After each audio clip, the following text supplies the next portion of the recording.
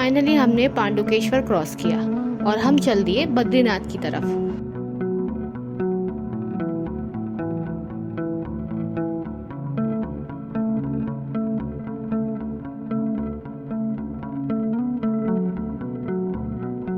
रास्ता भी खतरनाक है और हम यहाँ वेट कर रहे थे बिकॉज आगे लैंडस्लाइड हुआ था। जो लोग वहाँ काम कर रहे थे वो उसे हटा रहे थे।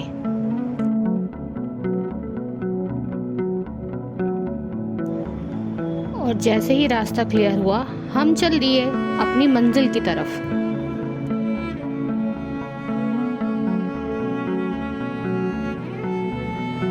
तो 3 दिन की मेहनत के बाद आखिरकार हम बद्रीनाथ पहुंच ही गए। वो कहते हैं ना, सब्र का फल मीठा होता है। वाकई बहुत मीठा था। मीठा के साथ साथ ठंडा भी बहुत था। यहाँ ठंड इतनी थी, बहुत ज़्यादा ठंड थी, और हम में से कोई भी गर्म कपड़े लेकर नहीं आए थे।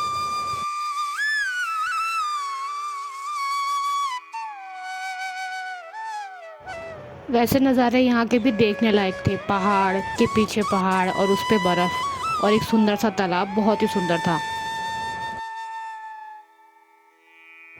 और सच में यहाँ ठंड बहुत ज़्यादा थी। ऐसा होता है ना, जैसे हम पहाड़ों पे जितना ऊपर चढ़ते हैं उतना उतना ठंड बढ़ती जाती है। पांडुकेश्वर के बाद ठंड बहुत ज़्यादा लग रही थी। हाथ पाँव सब सुन हो चुका था हमारा।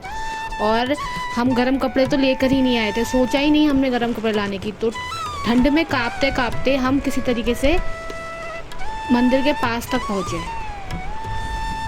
वहाँ पहुँचकर हम सब ने अपने लिए गर्म कपड़े लिए, क्योंकि ठंड वाकई बहुत ज़्यादा हो रही थी और हम सबको बहुत ज़्यादा ठंड लग रही थी, क्योंकि हम काफ़ी देर से ठंड में थे।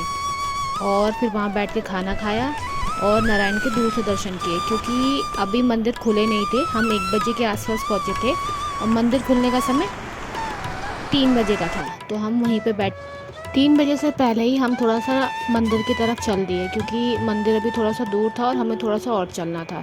तो हम इस रास्ते से मंदिर की तरफ जा रहे थे। अब बारिश अभी भी हो रही है, ठंड लग रही है और हम सब जादू बने पड़े हैं, और फिर भी हम चल रहे हैं। ये नदी के पास जो ये पत्थर था ना, मुझे पता ऐसा लग रहा था कि ये नंदी जी हैं। पता नहीं मुझे ऐसा क्यों लग रहा था। बद्रीनाथ मंदिर को लेके एक मान्यता ये भी है कि ये है ना, पहले भगवान शिव और पार्वती का स्थान हुआ करता था। तो एक दिन भगवान विष्णु यहाँ से गुजर रहे थे, तो उनको ये स्थान अपने लिए ध्यान के लिए बहुत पसंद आया। तो उन्होंने ना एक बालक रूपी लीला करी और महादेव और पार्वती माता जी से ये स्थान ले लिया। हालत में हम बद्रीधाम पहुँच चुके हैं फाइनली। महादेव की कृपा से बद्रीधाम आ चुके हैं। तो चलते हैं बद्रीधाम के दर्शन करने के लिए। बहुत ज़्यादा ठंड हो रही है।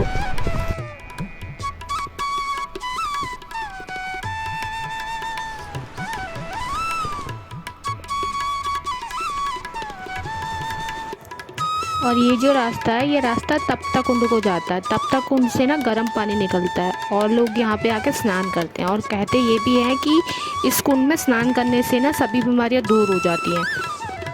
और ये पानी इतना गर्म था ना कि पाँव रखने से ही ना, मतलब पाँव इतने ठंडे थे फिर भी मेरे पाँव जल रहे थे। बहुत गर्म पानी था। तप्ता कुंड से निकलने के बाद, महादेव के दर्शन करने के बाद हम चल पड़े बद्रीनाथ के दर्शन करने के लिए।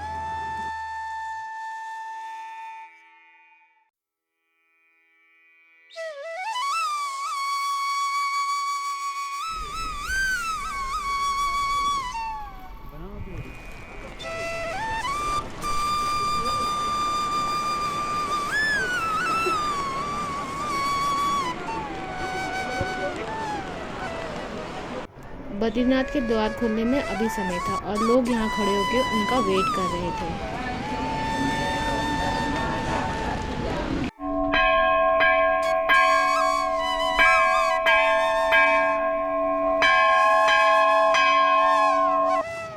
कहते हैं यहाँ पहले बद्री के ना कई सारे पेड़ थे। एक दिन भगवान विष्णु अपने ध्यान में मगन थे और बर्फ़ बहुत ज़ोर से गिर रही थी। और इसी को देखकर ना माता लक्ष्मी बड़ी व्याकुल हो गई कि बर्फ़ इतनी सारी गिर रही है और भगवान विष्णु ध्यान में मगन है। तो वह चुपचाप से उनके बगल में ना एक बद्री का पेड़ बन के खड़ी हो गई, मतलब उनको कवर कर दिया। और जब भगवान जब समाधि से उठे और ध्यान से उठे, उन्होंने देखा कि माँ लक्ष्मी उन पे बद्री का पेड़ बन के खड़ी है। तो इस चीज़ से खुश होकर भगवान विष्णु ने बोला कि जितने टाइम तक मैंने तपस्या करी है उतने टाइम से आपने भी तपस्या करी है, और आप मेरे पास में एक बद्री का पेड़ बन के खड़ी हुई हो ना, तो आज से ये जगह मेरे साथ साथ आपकी भी पूजा यहाँ पे होगी।